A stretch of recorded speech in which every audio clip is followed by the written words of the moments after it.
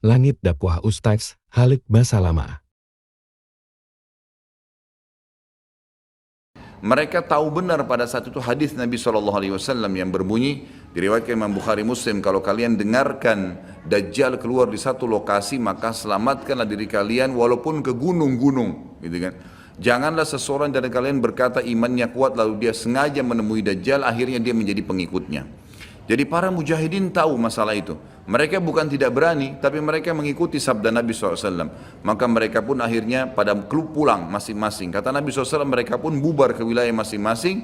Pada saat mereka tiba di wilayahnya, ternyata Dajjal tidak ada. Itu berita dusta. Dan pada saat itulah Dajjal keluar. Pada saat itulah Dajjal keluar. Dan Dajjal adalah tanda-tanda kiamat besar yang pertama. Tanda-tanda kiamat besar yang pertama. Jadi ini akan terjadi. Ini sekaligus saya menitik beratkan, ya, tidak bolehnya sembarangan orang ngomong. Sekarang soalnya ada beberapa orang, semoga Allah berikan hidayah, menentukan tahun, ya, akan terjadi kiamat. Bagaimana caranya menentukan tahun nih? Ini tanda-tanda depan mata kita masih ada yang belum terjadi. Dan ini peperangan besar seluruh dunia, ini nggak main-main, ini bukan perang 1-2 hari. Ini peperangan yang besar sekali, gitu kan? Jadi Allahu alam kita masih menemukan atau tidak. Tapi yang jelas menurut tanda-tanda sekarang, kita masih ada di fase-fase tanda-tanda kiamat kecil yang sedang terjadi. Tapi kita menyampaikannya, gitu kan? Yang jelas ini sesuatu yang masih Allahu alam. Berapa lama? Tapi dari hitungan tahun tidak mungkin 20-30 tahun. Bukankah banyak orang menebak-nebak tahun 2000 sekian akan kiamat, 2000 sekian akan kiamat. Ini semua dari mana? Kita punya kiai dan guru kita Nabi Muhammad SAW menyampaikan kepada kita tanda-tandanya ada sebelum terjadi kiamat. Tanda-tanda itu tidak akan terjadi kiamat. Kemudian kita akan masuk menjelaskan teman-teman sekalian tanda-tanda kiamat besar. Ada 11 yang disepakati tanda-tanda kiamat besar, sebagaimana disebutkan di dalam hadis riwayat Imam Muslim. Yang pertama adalah keluarnya Dajjal. Dan Dajjal ini diambil dari kata-kata Dajjala yang berarti kekacauan. Dan ini digunakan untuk nama seseorang yang memang akan dikeluarkan oleh Allah Azza wa Jal sebagai fitnah bagi kaum muslimin. Makanya kita dalam tahiyat membaca wa'udzubika min fitnatil masihi dajjal, dan jauhkanlah kami dari fitnahnya Masih Dajjal. Nanti akan saya paparkan panjang lebar. Yang kedua adalah sementara Dajjal membuat kerusakan di muka bumi, maka akan keluar Mahdi, yang kata Nabi SAW akan keluar seseorang yang sama namaku, Muhammad bin Abdullah, akan sama paras wajah dan poster tubuhku, sama persis dengan Nabi SAW, alisnya, matanya, kulitnya, dan dari keturunanku, dari kota Madinah. Jadi kan sebagian ulama hadis mengatakan ini kemungkinan dari turunan Hasan radhiyallahu anhu, karena memang sekarang yang banyak di Madinah itu turunan Hasan radhiyallahu anhu. Maka dia akan keluar dan Allah mengubahnya dalam sehari semalam. Kemudian dia keluar dari Madinah ke Mekah, lalu dibayat dengan 300 orang, lalu kemudian mereka membentuk pasukan untuk mengejar Dajjal. Kemudian yang ketiga, pada saat itu, nanti akan saya jelaskan panjang lebar, ini garis umumnya dulu. Yang ketiga akan turun Nabi Isa alaihissalam. Pada saat pasukan Mahdi sudah sampai di masjid, ya, Menara Putih, dikatakan, dan subhanallah, masjid itu kata ulama hadis ada sekarang di Damaskus, di ibu kota Syria. Ada masjid yang disebutkan Menara Putih, dan Nabi SAW sebutkan dengan nama Menara Putih. Nanti mereka akan singgah sholat asar situ, lalu Isa alaihissalam turun. Kemudian setelah itu, setelah Isa alaihissalam, ya, datang turun kemudian memerangi Dajjal, datang tanda-tanda hari kiamat. Yang keempat adalah Ya'juj wa Ma'juj, dua suku yang dari anak Adam diciptakan oleh Allah Subhanahu wa taala, tapi mereka berbeda dengan kita. Mereka sangat beringas, memakan semuanya, kala jengking, ular, hewan-hewan, jumlahnya banyak. Bahkan seseorang di antara mereka tahu kalau akan mati kalau seandainya sudah memiliki 1000 orang anak. Dan mereka akan membuat kerusakan, membunuh semua yang ditemui. Kafir, beriman, tidak ada urusan. Selain mereka akan dibunuh. Ini ada ciri-cirinya. Ya, ada ciri-ciri yang akan saya sebutkan nanti. Ringkas cerita, mereka akan buat kerusakan dan Allahu a'lam berapa lama di situ. Isa alaihissalam dan kaum mukminin akan sembunyi di gunung-gunung, dan mereka akan mati bukan dengan peperangan dengan kaum mukminin, tapi dengan doa Isa alaihissalam yang berdoa, lalu Allah matikan mereka dengan satu kali mati. Maka semua miliaran orang yang ini mati tiba-tiba. Kemudian Isa alaihissalam pun berdoa kepada Allah agar dihilangkan jenazah mereka, karena seluruh bumi ini dipenuhi dengan jenazah mereka. Sampai disebutkan dalam hadis, mereka akan turun di sebuah sungai, Tibriyah, di wilayah Syam. Mereka minum sungai tersebut, orang terakhir mereka datang sudah nggak temukan lagi ada airnya, saking banyaknya jumlahnya.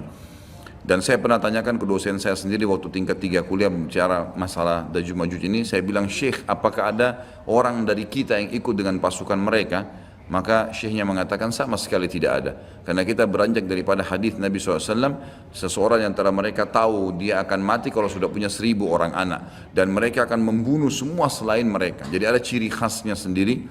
Kemudian setelah mereka mati pun, Isa alaihissalam berdoa, lalu Allah SWT datangkan burung-burung yang besar dari arah barat yang mencengkram mereka satu-satu lalu dibuang ke lautan ke arah timur. Kemudian Allah turunkan hujan yang membersihkan kotoran-kotoran mereka. Jadi sudah ada tanda-tanda kiamat pertama Dajjal, nanti akan saya ceritakan ceritanya. Kemudian ada Mahdi keluar dari Madinah, kemudian turunnya Isa alaihissalam, kemudian Ya'juj Ma'juj. Setelah berjalannya waktu maka akan terjadi orang-orang kufur kembali kepada risalah langit. Setelah pada saat itu Isa alaihissalam sudah meninggal dunia, sudah mulai sebenarnya tentram, orang sudah mengenal Allah, tapi dengan berjalannya waktu manusia mulai lalai, mulai lagi kembali menyembah berhala, mereka lagi berbuat zina, mereka melakukan kekacauan, maka keluar tanda-tanda kiamat besar yang kelima, yaitu keluarnya dabbah atau hewan melata. Yang hewan melata ini akan keluar dari tanah, berbentuk seperti hewan tapi dia bisa berbicara dan dia membawa cap yang dia mencap orang beriman dan orang kafir. Setiap kali mereka buat kesalahan, ya diingatkan oleh dabbah ini, kalau kamu sedang lalai dari jalan Allah, kembalilah. Dan itu tadi yang ayat yang kita bacakan surah An-Naml ayat 82. Kemudian setelah itu datang tanda-tanda kiamat yang keenam.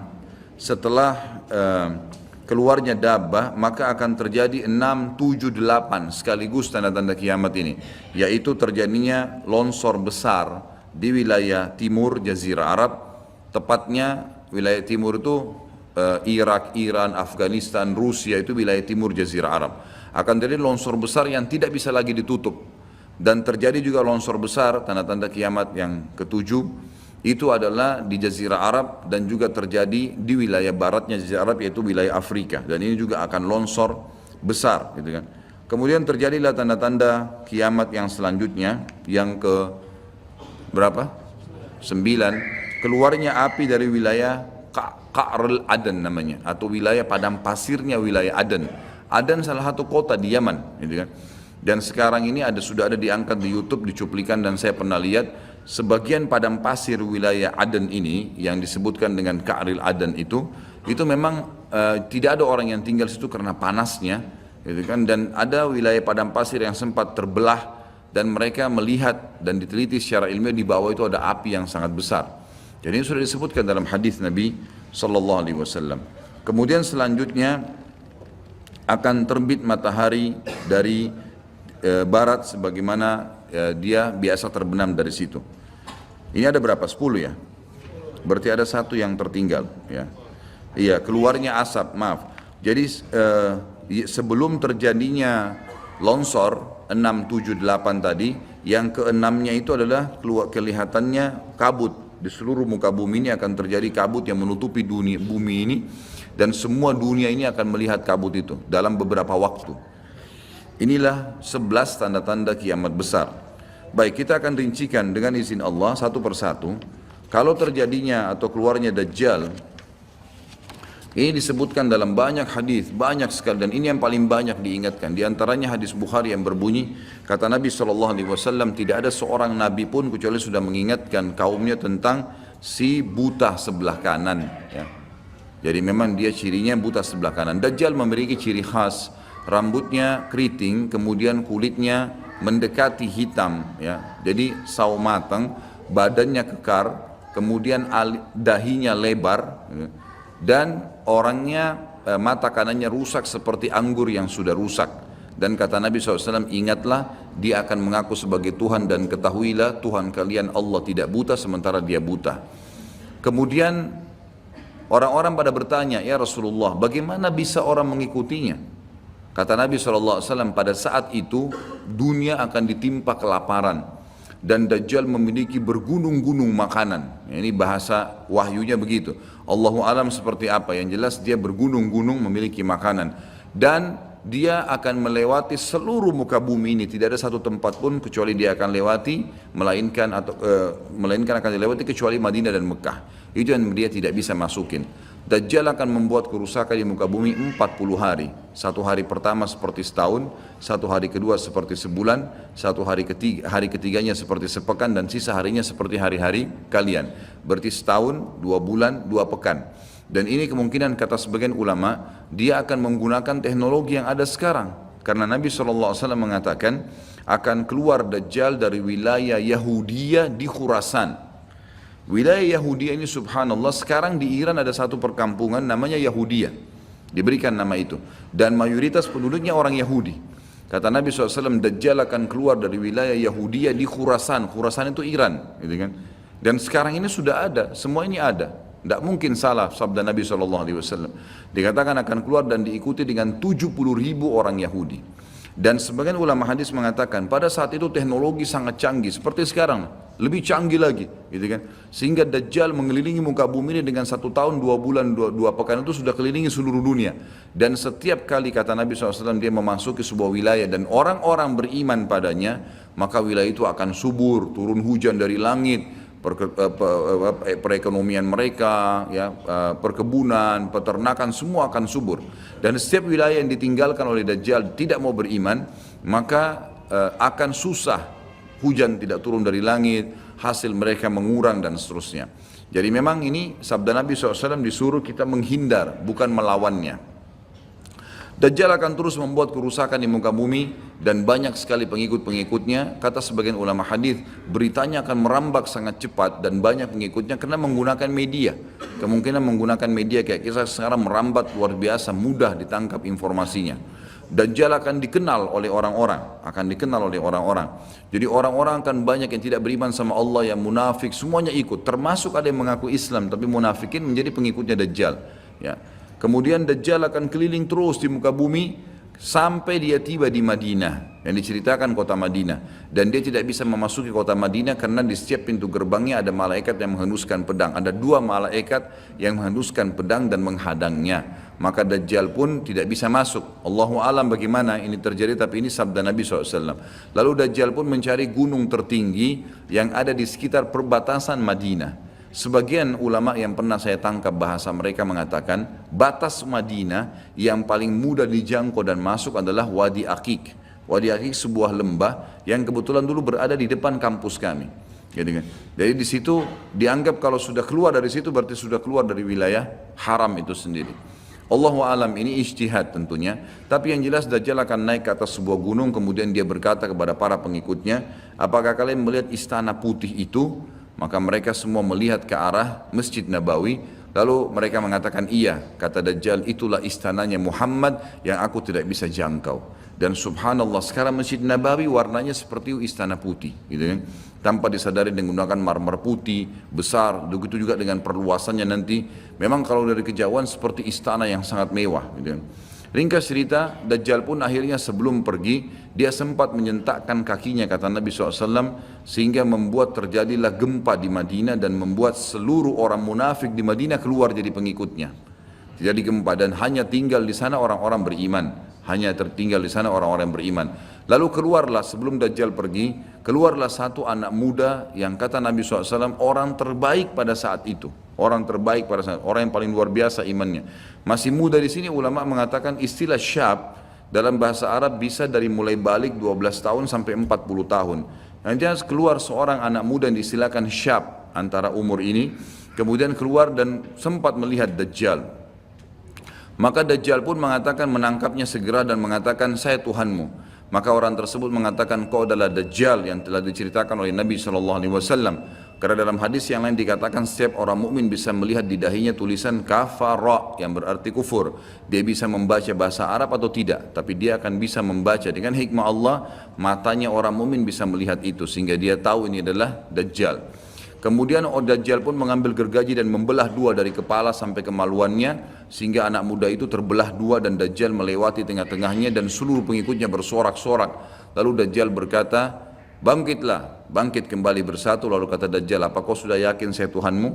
Maka Dajjal mengatakan, maka anak muda itu mengatakan, justru saya tambah yakin kau adalah Dajjal.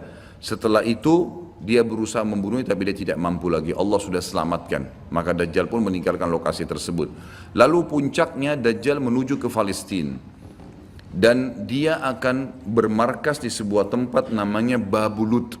Babulut dalam hadis.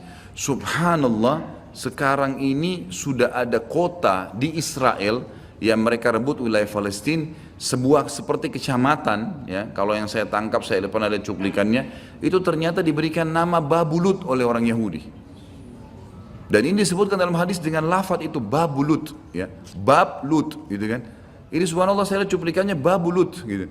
Ini luar biasa ini, seperti sabda Nabi SAW. Dan sekarang mereka lagi fokus membangun, menjadikan wilayah itu wilayah yang paling mewah di Israel. Subhanallah, gitu kan.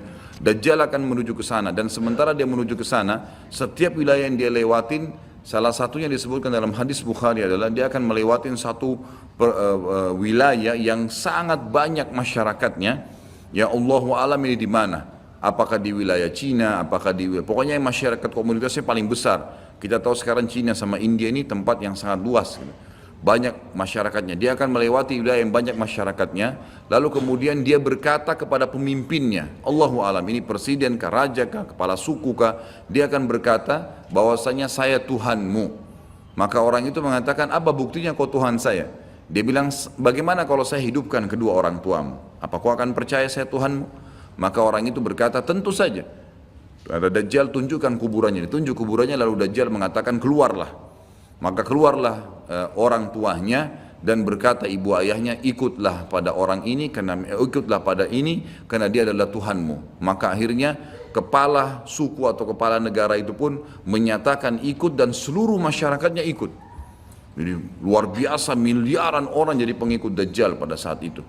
Maka Nabi SAW sudah membongkar buat kita itu. Berkata apa? Itulah dua syaitan yang menjelma untuk menipu manusia, dan itu puncak terakhir sekali sebelum Dajjal menuju ke Israel. Lalu kemudian dia menuju ke Palestina, tapi disebutkan Israel, dikatakan Palestina dalam hadis. Lalu menuju ke sebuah wilayah yang namanya Babulut tadi. Lalu Dajjal berpesta pora di sana dengan pengikut-pengikutnya, mentuhankan dia berikan makanan, kaya raya, segala macam dia bisa lakukan, fitnah, gitu kan.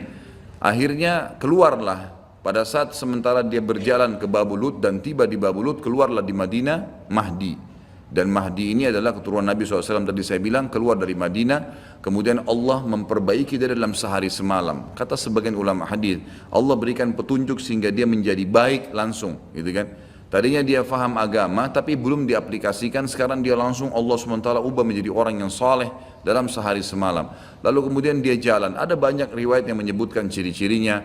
Di telapak tangannya ada seperti bekas, ya, tanda lahir. Tapi yang jelas yang paling mendasar mirip dengan Nabi SAW, alisnya seperti busur panah, kulitnya putih, orangnya tinggi besar, kekar, gitu kan. Dan tadi turunan Nabi SAW namanya Muhammad bin Abdullah. Maka dia pun akhirnya didatangi oleh orang-orang yang pada saat itu sudah tahu tentang keluarnya Dajjal, sudah informasi menyebar. Maka mereka juga sudah tahu ada orang yang akan membentuk pasukan dari Madinah namanya Muhammad bin Abdullah. Lalu mereka carilah keturunan Nabi SAW itu, lalu ditemukan. Lalu mereka mengatakan, engkau lah yang telah ditunjuk oleh Nabi SAW. Maka keluarlah memimpin kami untuk memerangi Dajjal. Dia pun awalnya menolak sampai dia pergi ke Mekah, kata Nabi SAW, lalu diikuti oleh 300 orang masyarakat membaiatnya, lalu terbentuklah pasukan muslimin yang tidak tahu Allahu alam berapa jumlahnya pada saat itu. Lalu mereka menuju ke Palestina, melewati negeri Palestina, melewati negeri Syria, dan akhirnya mampir di Masjid Darul Baidha tadi, menara putih yang tujuannya untuk mengerjakan sholat asar. Dan pada saat itu terjadilah tanda-tanda kiamat besar ketiga. Isa alaihissalam akan turun. Kata Nabi SAW, Isa alaihissalam akan turun, rambutnya basah, meneteskan air dan memegang dua sayapnya malaikat. Sebagian ulama hadis mengatakan pada saat itu kaum mukminin akan melihat malaikat yang membawa Isa alaihissalam. Kemudian dia turun dan dia masuk. Kemudian kata Nabi SAW, Mahdi adalah satu-satunya orang, ya, salah satu orang yang Nabi sholat jadi makmum di belakangnya. Karena waktu turun Nabi Isa, orang sudah tahu semua ini akan turun, lagi berkumpul gini mau sholat, pas mau iqamah sholat Isa alaihissalam turun. Dan orang-orang sudah mengatakan Isa sudah datang. Jadi informasi pasti, bukan lagi yang diragukan. Bukan masih nebak ini Isa atau bukan, mereka sudah tahu. Turunnya kelihatan dan mereka masuklah. Lalu kemudian Mahdi mengatakan silakan memimpin, hai Nabiullah. Kata Nabi Allah, imam dari diri kalian, dari kalian sendiri, dari kaum muslimin. Maka akhirnya dia pun menjadi imam. Kemudian terbentuklah pasukan tersebut, tiba di Babulut. Saya tutup dengan kisah Babulut ini. Pada saat tiba di Babulut, ya, tiba di Palestina, maka Dajjal tidak tahu yang datang ini siapa. Disebarkan berita oleh pengikutnya mengatakan, hai Dajjal, sudah datang pasukan yang ingin memerangi kita. Lalu Dajjal mengatakan, siapa yang berani mengalahkan saya? Siapa yang bisa? Bukakan pintu gerbang, kita tantang. Dia nggak tahu kalau Isa alaihissalam yang datang. Kemudian pada saat dibukakan, Dajjal dengan sombongnya, dia tahu dia tidak mati, gitu kan? Punya kekuatan super yang luar biasa. Begitu dibuka pintu gerbang, dia sengaja nunggu di pintu gerbang untuk menunjukkan, mendemonstrasikan kemampuannya di depan para pengikutnya. Ternyata waktu dibuka pintu gerbang, Isa alaihissalam di depan pasukan muslimin. Dan akhirnya begitu melihat Isa, dia coba melarikan diri dan badannya meleleh seperti melelehnya lilin, gitu kan? Jalan terus meleleh sampai akhirnya Isa alaihissalam mengejarnya sambil mengatakan, wahai musuh Allah, sudah saatnya kau mati. Diletakkan di tanah, ditekan oleh Isa alaihissalam, lalu kemudian ditombak di antara dua matanya dengan tombak emas, yang akhirnya membuat Dajjal mati. Pada saat itu pun Yahudi mengetahui masalah itu, sehingga mereka menyebar. Ya, mereka menyebar dan Isa alaihissalam sudah tahu instruksi dari Allah untuk membunuh semua pengikut Dajjal. Maka semua pun pengikut Dajjal dari Yahudi ini menyebar di bawah pohon, di atas batu, dan semuanya akan berbicara mengatakan, hai muslim, ini Yahudi, bunuhlah dia. Maka semuanya pun dibunuh oleh kaum muslimin kecuali satu pohon, pohon garkat. Pohon garkat ini pohon yang punya duri dan buahnya pahit. Dulu di kuburan Baqi cukup banyak, ya. Sekarang subhanallah di Israel paling banyak ditanam pohon garkat karena mereka tahu bahwasanya itu tidak akan berbicara untuk menunjukkan siapa mereka. Jadi kebodohan orang Yahudi tahu kebenaran ini tapi mereka tidak beriman. Makanya wajar Ibnu Abbas berkata dalam nama ghairil maghdubi alaihim, bukan orang yang dirmukai adalah orang-orang Yahudi karena kebodohannya. Maka pada saat itu pun dibunuhlah semuanya. Dan termasuk kata ulama hadis sebenarnya yang sembunyi di sekitar pohon garkat. Garkat ini tidak bicara, hai muslim, ini Yahudi. Tapi orang Islam pada saat itu kata ulama hadis mengetahui kalau ini pohon garkat. Mengetahui kalau ini pohon garkat. Jadi memang sudah punya gambaran. Sehingga walaupun sembunyi di pohon garkat tetap akan dibunuh oleh kaum muslimin. Karena orang-orang Yahudi tidak mengikrarkan syahadat. Mereka walaupun sudah tahu kebenaran, mereka memang tidak mau syahadat. Makanya Nabi SAW mengatakan, jangankan Isa AS, Nabi Muhammad SAW saja di zamannya, kata beliau, kalau ada 12 orang dari Yahudi yang mengucapkan syahadat, beriman pada saya, maka seluruh Yahudi akan beriman. Saking sulitnya, 12 orang saya sudah cukup. Tapi pada saat itu pun sama, walaupun dibunuh mereka tidak mau beriman kepada Allah SWT. Ini juga terjadi pada saat terjadi pembunuhan suku Quraidah. Jadi pada saat itu Nabi SAW mengepung mereka, diberikan kesempatan untuk taubat. Mereka tidak mau, akhirnya mereka menganggap kalau dibunuh oleh Nabi SAW, dibunuh oleh kaum muslimin, mereka akan menuju ke surga, gitu kan. Jadi mereka pasrah dengan dibunuh, mereka anggap itu akan menuju ke surga. Dan ini kebodohan, ya, ini kebodohan. Maka pada saat itu selesailah urusan orang-orang Yahudi ini, dan Isa alaihissalam akan memimpin di muka bumi selama, ada riwayat mengatakan 7 tahun, ada yang mengatakan 40 tahun. Membuat keadilan, dan Isa akan membunuh semua babi, menghancurkan semua salib, dan tidak ada rumah satupun kata Nabi SAW di muka bumi kecuali akan masuk ke dalam Islam, baik dalam keadaan mulia ataupun menolak, terhina. Jadi sudah tidak ada, seluruh muka bumi ini akan jadi Islam pada saat itu.